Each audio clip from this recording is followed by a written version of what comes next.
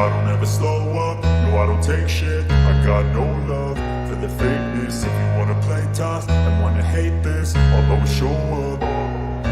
I don't ever slow up, no I don't take shit. I got no love for the fakeness. If you wanna play tough and wanna hate this, I'll always show up and make a statement. I don't ever slow up, no I don't take shit. I got no love for the fakeness. If you wanna play tough and wanna hate this, I'll always show up and make a statement. Et yo les amis, c'est Mugen. Aujourd'hui on se retrouve pour un nouveau petit test. Donc comme vous voulez voir, je suis pas sur la moto pour l'instant parce qu'en fait on est sur une vidéo. Donc aujourd'hui on a un nouveau partenaire qui s'appelle SNJ. Donc c'est un préparateur moto qui en même temps fait la marque Vosges et MV Agusta. Donc du coup on est à Ondres. Donc la petite boutique qui est juste là. Donc vraiment une belle petite boutique. Et du coup, aujourd'hui, on va faire un test sur la marque Vosges, donc une marque chinoise. Donc vous savez que moi, j'ai pas spécialement d'a priori sur les marques chinoises. Et donc du coup, c'est avec plaisir que j'ai la chance de pouvoir vous faire un essai sur un petit roadster en 625 cm3. Donc pour ceux qui savent, c'est la R625. Donc on va voir tout de suite. Donc je vous la montre. La voici. Ce très beau petit modèle de moto. Alors c'est sûr que par rapport à d'autres motos, je prends par exemple la QJ Motors qu'on a essayé, c'est pas du tout le même look de moto. On est sur une moto qui se veut plus se rapprocher à la limite peut-être des anciennes Hornet ou peut-être des CBF avec des devants comme ça, ou les anciennes KTM aussi un peu qui avaient ces devants comme ça. Mais par contre on est sur une moto qui, je vous le dis tout de suite, va nous apporter un tarif de 5 795 € pour une 625 cm3 qui fait 47,5, on a 2 max 63 chevaux. On est quand même sur une moto qui ne coûte absolument pas cher, mais vraiment pas cher, pour un équipement qui vaut vraiment le coup d'œil. Donc vraiment on va la voir de toute façon sous tous les angles. C'est vraiment une moto qui est très belle. Je vais déjà mettre les petites clés qui sont juste là pour voir un peu le visuel du devant. Alors forcément là on a un très grand soleil et tout, donc pour voir un peu la moto c'est un peu plus compliqué. Et donc du coup, comme vous pouvez voir, nous sommes montés en Pirelli, donc déjà des très bons pneus, des Pirelli, donc avant et arrière. Donc en avant, nous sommes montés en 120-70 17 il me semble, et à l'arrière, nous sommes montés en 160-77. Donc vraiment des pneus vraiment de qualité, surtout que ce sont les grandes Turismo de Pirelli, donc des pneus qui sont vraiment très agréables sur route, ce qui permettent à la fois de faire de la route ou du circuit. Donc ça vraiment c'est des pneus vraiment que bon, je vais pas dire que j'affectionne particulièrement parce que Pirelli c'est pas sur toutes les motos que j'en ai eu.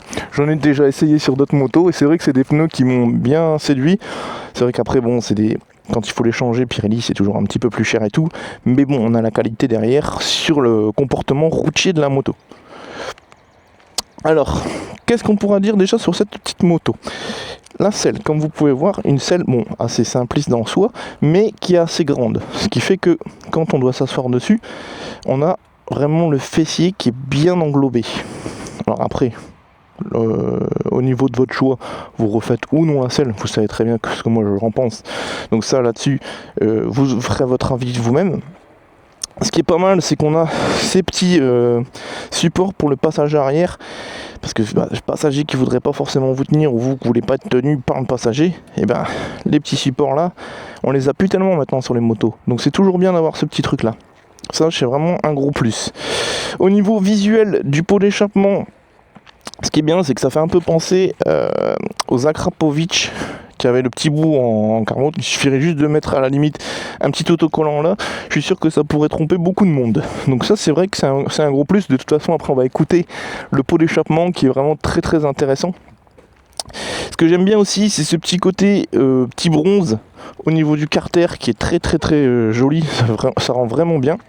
Au niveau du freinage, on est monté avec du Nissin, donc c'est pas une marque que je connais particulièrement, donc on essaiera sur la route pour voir si ça freine bien, mais de ce que j'ai compris, ça freinait quand même plutôt pas mal, donc ça c'est super, c'est vraiment une bonne chose, parce que c'est toujours intéressant d'avoir quand même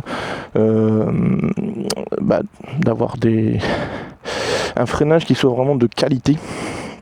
Mais c'est vrai que voilà. Au niveau visuel arrière, on est sur un visuel comme ceci. Donc vous voyez, allumé. Alors ce qui est bien, c'est qu'il y a eu quand même une petite recherche. Souvent c'est en uni. Là, le fait de désunir comme ça fait un petit peu style Camaro, les trucs comme ça en voiture. C'est vrai que c'est plutôt assez joli. Il y a quand même un bel arrière. Et sur le devant, bon, malheureusement on voit pas trop parce qu'il y a beaucoup de soleil. Mais du coup vous avez la petite LED qui se met juste ici. Et du coup après quand vous mettez le plein phare, vous avez, là il faudrait que je l'allume pour mettre le plein phare. Mais vous avez le plein phare du coup qui se met ici. Donc vraiment une belle petite machine. Enfin, je suis vraiment surpris de la qualité des machines chinoises aujourd'hui, qui est vraiment très impressionnante. Au niveau visuel, sur le devant, alors parce que là j'ai beaucoup de choses à vous dire. Alors, donc au niveau du compteur, on retrouve notre très chère barre de jauge à essence juste ici. Le mode de la moto, parce qu'elle a deux modes. Donc le mode qui sera trouvé ici. Donc quand j'appuie sur mode, ça vous permet d'avoir un compteur différent. Vous avez soit un compteur sportif ou soit un compteur qui est un peu sportif, ou sinon le sens, mais c'est selon votre goût. Mais c'est bien d'avoir quand même cette possibilité de pouvoir changer le compteur de la moto. Moi je trouve ça très intéressant. Vous avez du coup le mode qui se met aussi au niveau du petit véhicule là. Vous voyez sur le côté, on a la béquille qui s'affiche quand on la met. Vous avez le traction control qui se retirera après avec le petit bouton sur le côté que je vais vous montrer juste après. On a la température extérieure, on a l'heure qui est juste là. Vous avez le rapport engagé qui se met juste au-dessus de la vitesse. Vous avez la vitesse ici et le contour qui est ici. Vous avez l'odomètre juste en bas et la température d'huile sur l'autre côté.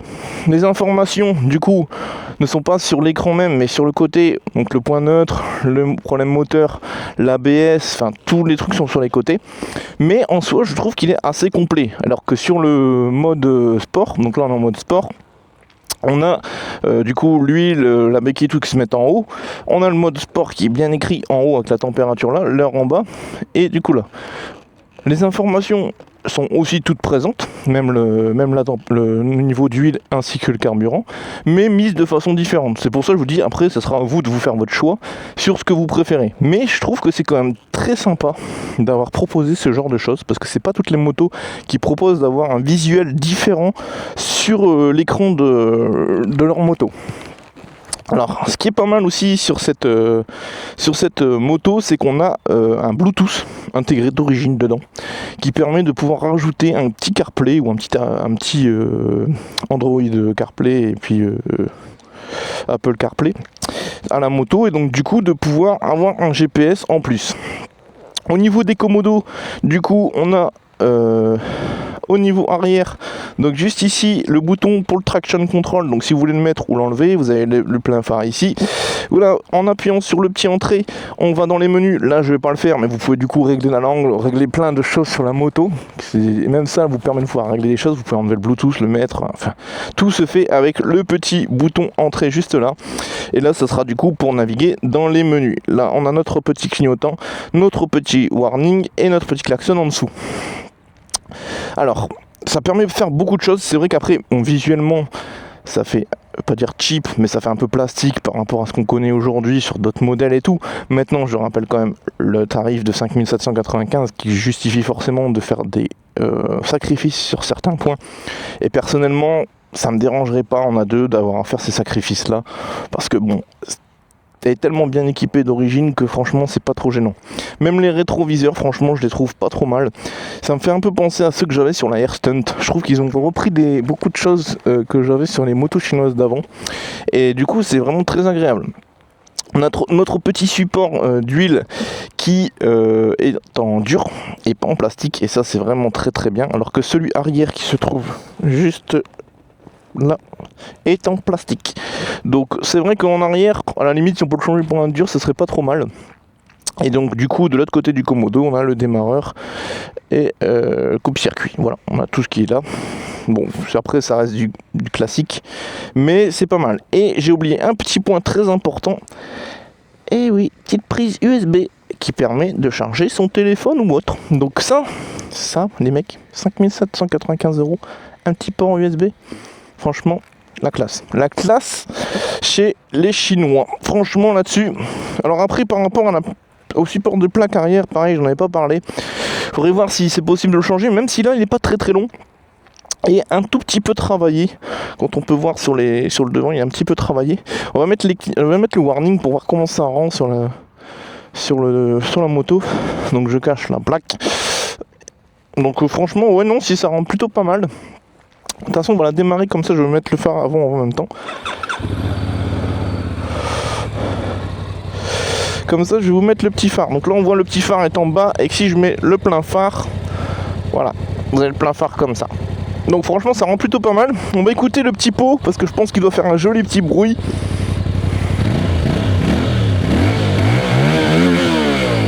Ah ouais, c'est vraiment très très joli comme son. On a vraiment un son vraiment très intéressant. C'est pour ça les gars, quand je vous dis faites gaffe aux chinoises, parce que les chinoises, elles vont vous retourner le marché, vous imaginez même pas à quel point. Ce sont des petites motos qui ne sont pas spécialement chères. Alors c'est sûr, on a des choses où on pourrait changer pour quelque chose de plus qualitatif, on va dire par exemple sur les Komodo, où on voudrait peut-être moins de plastique, ou des choses un peu plus travaillées. Mais tout ça, ça coûte de l'argent. Est-ce que c'est des choses où vous avez forcément besoin d'avoir quelque chose de hyper grosse qualité? Quand vous commencez sur de la moto, parce que ça se veut quand même de moto, soit pour quelqu'un qui commence dans la moto, on a deux, ou quelqu'un qui voudrait pas trop de puissance, c'est possible aussi. Mais du coup, quand on a des motos comme ça, à des tarifs en dessous des 6 000 €, mais vraiment en dessous des 6 000 €, même en dessous des 5 008, franchement, moi je dis, les mecs, lancez-vous sur ce genre de petite bécane. Si vous avez un Vosges près de chez vous, allez-y, au moins rien que pour l'avoir, parce que franchement, ça vaut le coup d'œil. Et c'est vrai que c'est une moto qui, en hauteur de selle en plus, n'est pas très très haute, parce qu'elle a 78,5 cm de hauteur. De toute façon, vous pouvez le voir, hein, par rapport au sol, elle est vraiment pas haute. Et en plus de ça, il a possibilité de pouvoir mettre un kit de rabaissement. Donc tout ça, c'est du plus pour vous. Donc franchement, puis le kit de rabaissement, je pense pas que ça doit coûter très cher. Donc franchement, faites-vous plaisir sur des petites bécanes comme ça. Je suis pas en train de faire une politique anti-gros constructeurs, mais c'est vrai que ces derniers temps, on se rend compte quand même que les gros constructeurs commencent à avoir peur quand même des marques comme CF Moto ou comme QJ Motors. Alors Vosges, c'est vrai qu'on en entend un peu moins parler, mais malgré tout, je trouve que c'est une marque justement qu'il faut mettre en avant, parce qu'ils ont aussi un potentiel derrière de pouvoir vous satisfaire avec des motos. Alors c'est sûr, c'est plus des bicylindres chez eux, mais pour ceux justement qui aiment le bicylindre ou qui n'ont pas d'a priori par rapport au bicylindre, bah, ça peut être le genre de petite bécane qui peut vous faire vraiment plaisir. Franchement, c'est pour ça que je vous dis, lancez-vous.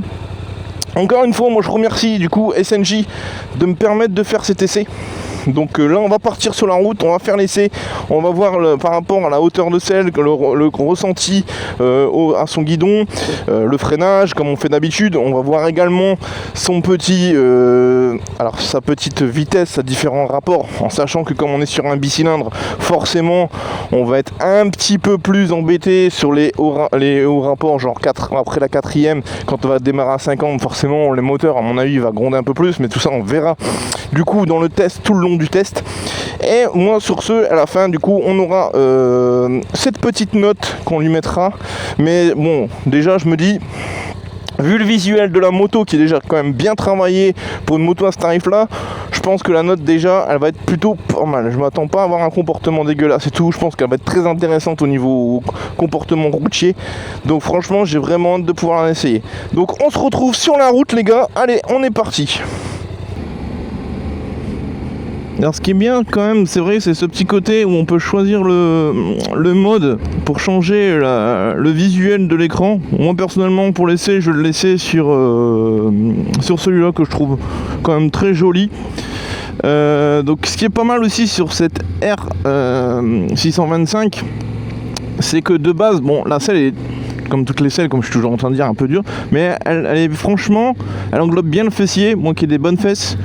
Elle englobe bien le fessier et tout, juste la refaire en peut-être plus confort, mais franchement sinon de base elle est quand même déjà plutôt pas mal. C'est toujours évident pour moi de faire des tests sur les bicylindres, parce que vous savez que bon, j'ai toujours un petit peu plus de mal avec les bicylindres, je les appréhende un petit peu plus. Mais là c'est vrai que sur les dernières motos que j'essaye et tout, ce sont des motos qui, au niveau de la position de conduite, ne sont pas forcément très fatigantes. Et ça, c'est vraiment un gros plus.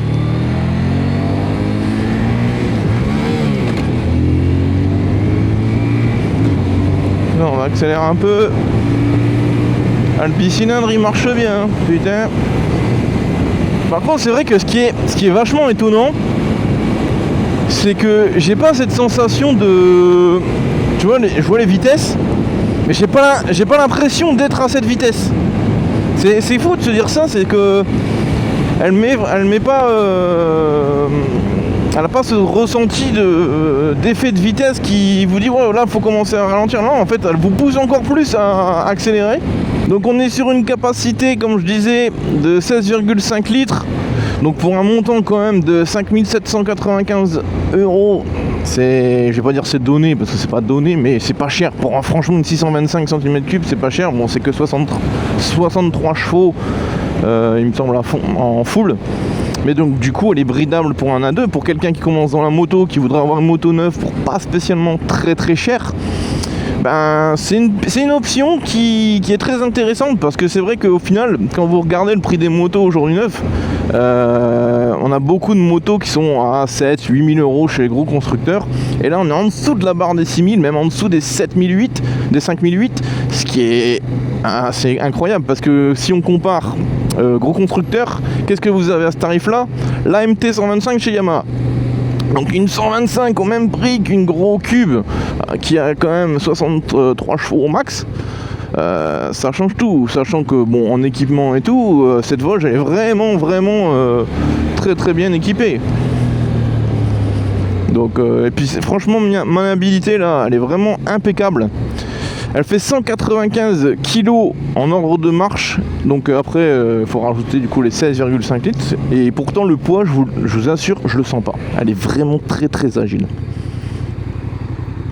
Encore une fois, je remercie SNJ de me faire essayer ces motos, parce que franchement, Vosges c'est pas forcément une marque. Qu'on entend parler tous les jours. Je vais pouvoir essayer le freinage arrière. Alors hop. Ah, ça freine vraiment. Le frein arrière, franchement, il freine très bien. Je regarde s'il n'est pas trop près celui de derrière. Je vais freiner du frein avant.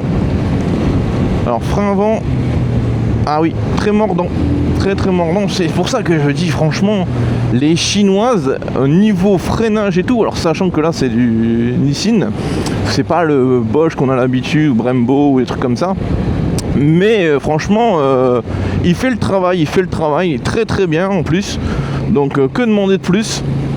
C'est vraiment très bien d'avoir des motos aussi efficaces pour des tarifs, je te rappelle, des tarifs aussi contenus, en sachant quand même que la moto elle est quand même équipée du Bluetooth, elle est équipée d'une prise USB comme je vous avais montré tout à l'heure, qui se trouve juste devant.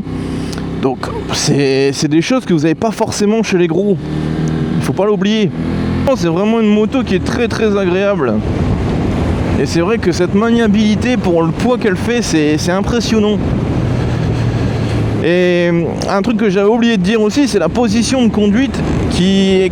Enfin vraiment, les jambes sont vraiment pas pliées, en fait on est vraiment confortable, et je sens que je pourrais bouffer des kilomètres comme sur un trail en fait. Vraiment la position de conduite elle est vraiment pas fatigante. On a limite l'impression d'être comme sur un scooter. Alors que les jambes sont pas non plus assises devant, mais comme la moto est pas très grosse, bah, du coup on a l'impression d'être comme sur un scooter, ce qui est assez rigolo. Non mais c'est vrai, quand on voit que la dernière fois on avait essayé la QI Motors du coup pour le coup, qui était en Roadster, qui était quand même plus cher. Alors après elle était quand même bien équipée, et puis bon c'était une 800 cm3, là c'est une 625 cm3, donc c'est pareil, il faut comparer par rapport à ce qui est comparable en termes de puissance moteur.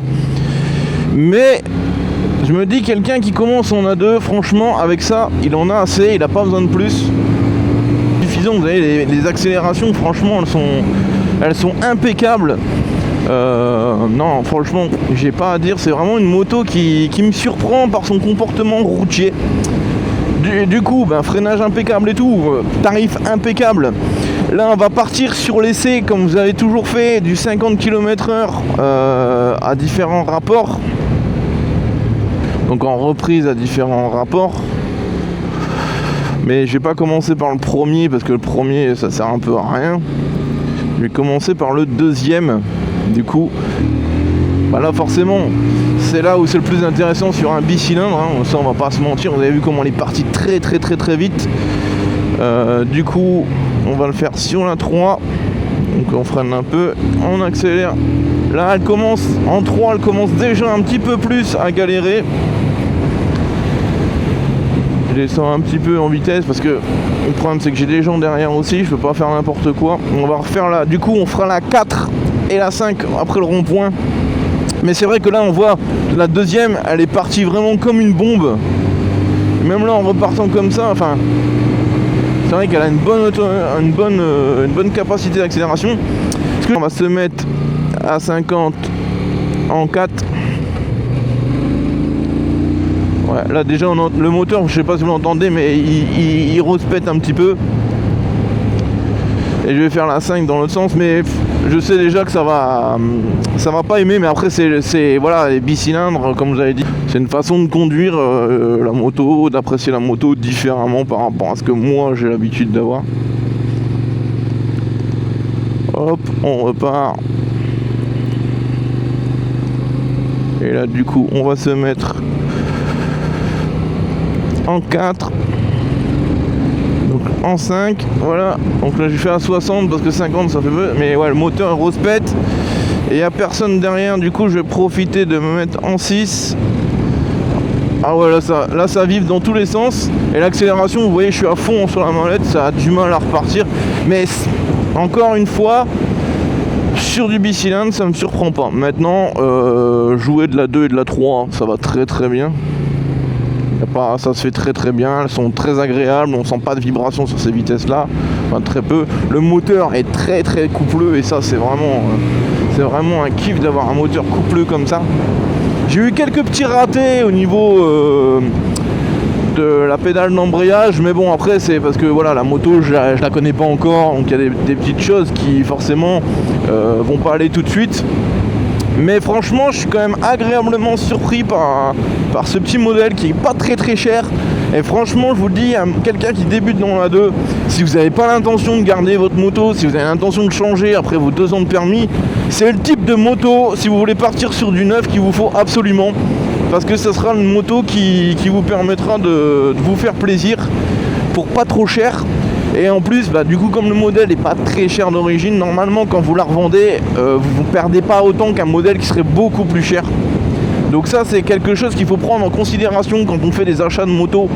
C'est la revente derrière, parce que si vous n'avez pas l'intention de la garder, parce que c'est vrai que étant donné que 63 chevaux au max pour 47,5 en A2, on se demande est-ce qu'il y a vraiment un intérêt de la débrider, parce que bon, forcément la moto étant pas très énormément de différence entre les deux trucs, est-ce que ça a vraiment un intérêt de changer? Je ne sais pas, moi je dirais que non, personnellement je changerais pas. Donc autant la vendre directement bridable, comme ça vous la revendez à quelqu'un qui est en jeune permis et qui peut se faire plaisir aussi à son guidon, parce que franchement au niveau des sensations, malgré qu'on sente pas cet effet de vitesse, on les atteint les vitesses. Et donc du coup quelqu'un qui veut faire ses armes dessus pourra avoir quand même une moto qui répondra du feu de Dieu. Et ça franchement c'est très agréable d'avoir ce genre de petite bécane. Et c'est pour ça que moi ça me fait toujours plaisir de pouvoir vous faire des tests et de pouvoir avoir des partenaires qui me font confiance et qui se disent oui, je peux te faire confiance, je sais que voilà, la moto tu vas faire un bon essai, tu vas faire une bonne chose et tout, parce que au moins ça me permet de vous montrer au moins ce que la moto est capable de faire et de vous faire une idée en tant que novice du comportement moteur de la moto. Mais c'est vrai que Vosges, moi qui avais essayé QJ Motors, il faudrait juste un moteur équivalent à l'autre. Alors après au niveau du look, c'est vrai que c'est pas du tout les mêmes looks entre les deux motos, donc c'est vrai que ça va peut-être se jouer plus au niveau du look, Mais dans un sens, moi qui suis un grand partisan de moto et de pouvoir, je vais pas dire changer régulièrement, mais de pouvoir essayer un petit peu tout, je suis content que ces marques chinoises s'installent en France parce qu'en fait ça permet d'avoir une concurrence qui s'installe de plus en plus, parce qu'avant la concurrence se faisait que entre les gros constructeurs qui se battaient entre eux, ils mettaient leurs petits modèles. C'est vrai qu'il y avait quelques différences en soi, à part sur les dernières années où beaucoup se copiaient. Mais là, le fait que les Chinois arrivent sur le marché, non seulement ça permet d'avoir encore plus de concurrents au niveau visuel, mais ça permet aussi d'avoir de la concurrence sur les tarifs, parce qu'on voit que maintenant les gros constructeurs commencent à baisser les prix. On a l'exemple même sur la KTM Duke 125 qui était à 5007, 5008 avant et qui est passé depuis cette année à 5003 ou 4 je crois, il me semble, dans ces eaux là. Donc en fait elle a perdu en valeur parce que forcément KTM ne va pas très bien, comme vous le savez, et donc du coup c'est toujours profitable pour les acheteurs d'avoir des offres de motos qui sont à la baisse et qui permettent justement de pouvoir profiter de la moto dans de meilleures conditions et tout. Donc ça c'est vraiment nickel. J'espère que ça apportera du positif au marché européen.